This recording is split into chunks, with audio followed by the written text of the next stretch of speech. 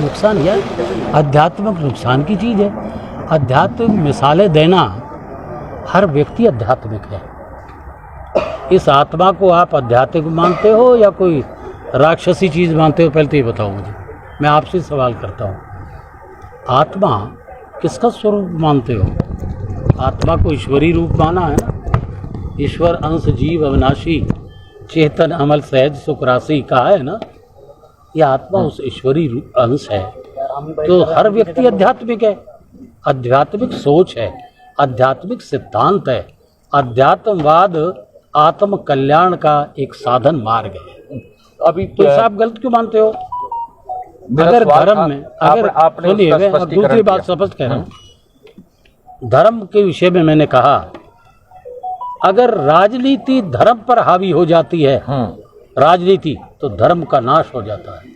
बिल्कुल ठीक है। और राजनीति में नैतिकता, जिसे धर्म को मैं नैतिकता के रूप में देखता हूँ, नैतिकता का अंकुश अगर रहेगा राजनीति पे तो मानव कल्याण हो जाता है। दोनों चीजें हैं बड़ी साथ। किस तरह का जो है, आपने पिछले 3 दिन से आप लगातार जा रहे हैं, आपके रोज के 8-8, 10-10 प्रोग्राम हो रहे हैं, स्वागत समारोह हो रहे हैं, चाय पार्टी चलिए ठीक है। तो उसमें किस तरह का रुझान दिखाई दे रहा है, जैसे कि हमने यहाँ देखा? रुझान यहाँ नहीं, आप चारों तरफ देख रहे हो। सरकार के खिलाफ और व्यक्ति विशेष जो बीजेपी उम्मीदवार है उसके खिलाफ बेहद रिजेंटमेंट है, उसके खिलाफ जो है एंटी इनकम्बेंसी बेहताशा है। मैं ये देख रहा हूँ।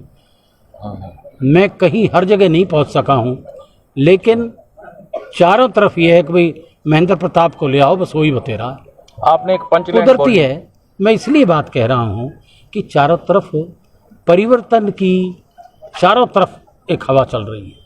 वो परिवर्तन चाहते हैं। इस व्यवस्था भी, जो सरकारी व्यवस्था है, व्यक्ति विशेष के खिलाफ कि भाई इसको बदलना है, तो चारों तरफ ही नजर आ रहा है। तो यही नहीं, मैं तो चारों तरफ देख रहा हूँ। मुझे भी हो रहा है भाई ये क्या हालत पैदा हो रही है। या तो प्रकृति का ही कोई नियम फैसला दिख रहा है मुझे कि जो अपने आप ही एक हालत पैदा हो रही है। आपने मौजूदा उम्मीदवार के बारे में बोला कि वो कहते हैं मोदी के नाम पे वोट दो। उन्होंने क्या किया? एक ये पंचलाइन आपने बोल दी, ठीक है। तो सर एक दूसरी बात, एक लास्ट वाला सवाल, आपको सवाल करना चाहते हो मुझसे कर लें। चलो कोई बात नहीं, एक लास्ट सवाल। करण दलाल इस वक्त बागी तेवर में हैं और वो आपकी टिकट वापस करवाने के लिए महापंचायत कर चुके हैं। देखो भैया, देखो बात सुन लीजिए। पंचायत, महापंचायत, टिकट बदलना ना बदलना ये पार्टी का काम है। पर मैं तो कह रहा हूँ, करण दलाल को शांति हो इस बात से और बदला जाता हो तो मैं कह दूँगा भैया बदल दो, इसे लड़ा दो। मुझे तो कोई इतराज़ नहीं है, मैं उसकी मदद कर दूंगा। पर ऐसे टिकट जो दिया गया पार्टी ने, पहले सुन लीजिए, आप भी जानते हो, जी, पूर्ण सर्वे के आधार पर दिया है। बिल्कुल। और मुझे आदेश दिया है कि नहीं, महेंद्र प्रताप जिंदाबाद, महेंद्र प्रताप जिंदाबाद, तो जनता की आवाज चौधरी महेंद्र प्रताप जिंदाबाद। बेटा थैंक यू। जी। विजय प्रताप ने हालांकि एमएलए के लिए एमएलए का इलेक्शन लड़ा था, उसने अप्लाई पार्लियामेंट के लिए कर दिया था।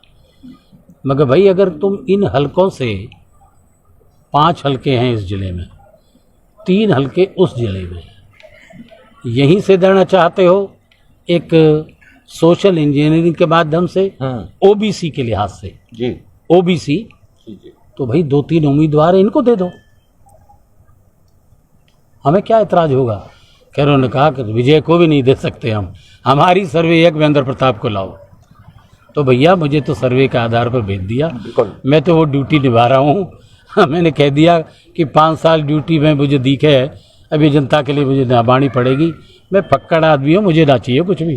नहीं चौधरी साहब, बात पार्टी की है, वो भी पार्टी के हैं, तो नेचुरली बात है कि जब 2 भाइयों में थोड़ा बहुत मनमुटाव होता है तो फैसला हो ही जाता है, वो शांता हो जाएगा। फैसला लड़ाई का होता, लड़ाई नहीं है, पार्टी का फैसला वो मानना होगा, मुझे मानना होगा। और मैंने तो कह तो दिया कि घड़े उसकी तकलीफ तो कह दो भैया का मन कर दे दो, मतलब बंद करेंगे हम, कोई बात नहीं है।